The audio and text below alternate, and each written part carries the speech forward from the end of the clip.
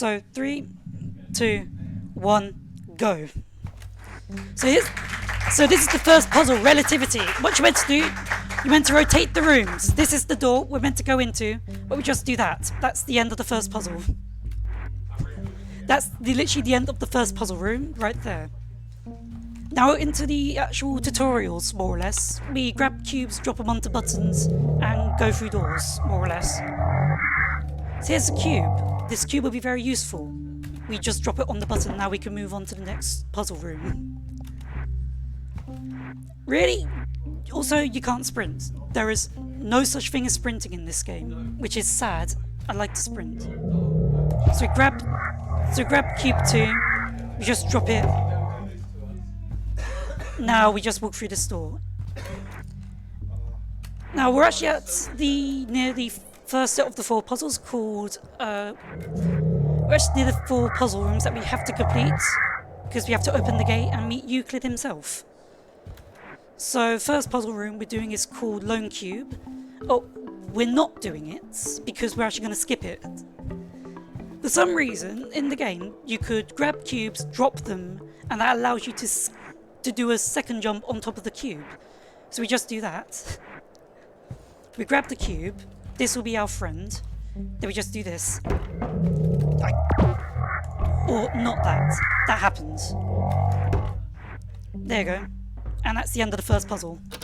And that's the end of the first puzzle right there.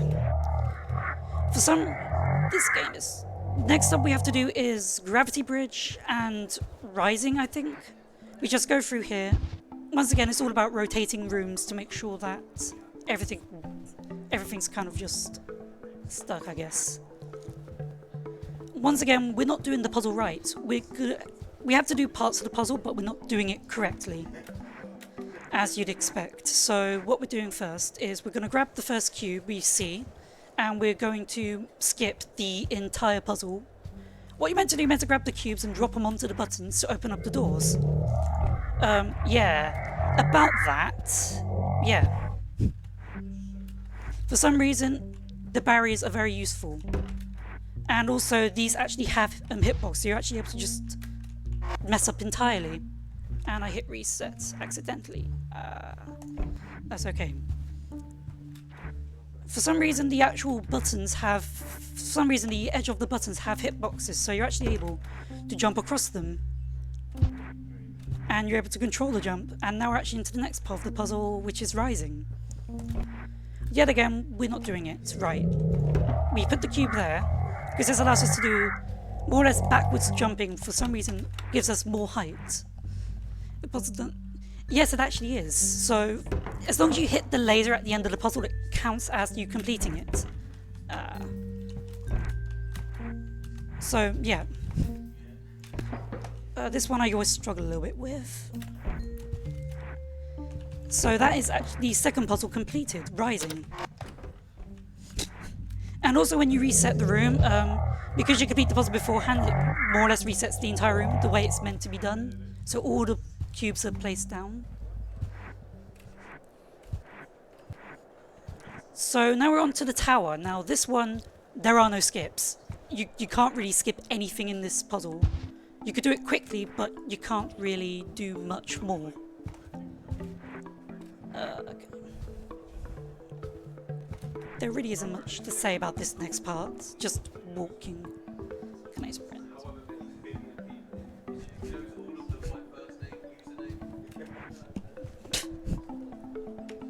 Whatever. Oh look, here's the tower. Yeah. Sadly, this is the only thing we actually have to do right. Which is a shame. This tower's boring. So we go through here, then we do that. We do this, and that's the end of that. I also I'm resetting because every time you thank you, Euclid, for interrupting me. Every time you do a puzzle, it sets a checkpoint at the start of that puzzle, so you're actually able to skip walking back to the start of the puzzle when you reset.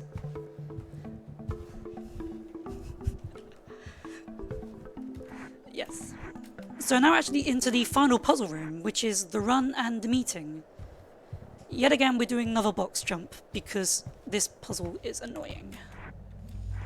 So what you're meant to do, you're meant to drop the cube down here and race the cube so you can actually enter that door so everything unlocks. Yeah, that's just tedious, so we just do this. If I could do it right.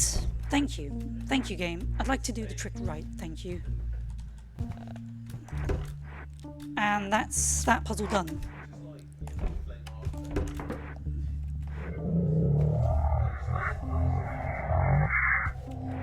So, the reason why we do a reset there is because this cube will be on the floor, so more or less it just resets the entire room, allowing us to just save at least a little bit of time and sanity while walking. And now we just have to hope that the two cubes meet. Because that's the button, up there. We trip on this and we just have to watch and hope. Yep, that's good. Now, the gate's open. Now we have to go see him. We can't take the cube with us, but yes. There really aren't many tricks for this game, it's just box jumping and resetting, and taking advantage of the resets. It's a shame he isn't releasing another part. So, what you're meant to do yet again, you're meant to go jump down there, which resets rotates the room again. Yeah, about that. We don't do that. And be ready on time, because... And time's coming up in 3, 2, 1, and that's time.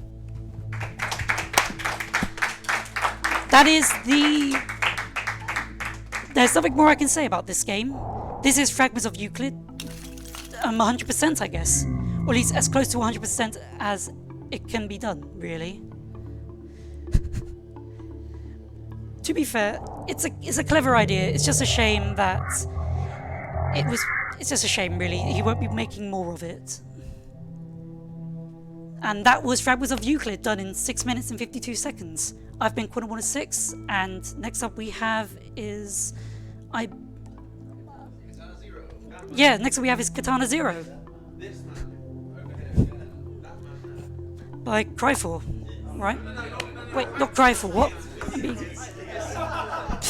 And also, if you want to turn that into hard mode, we still need another $60. But yes.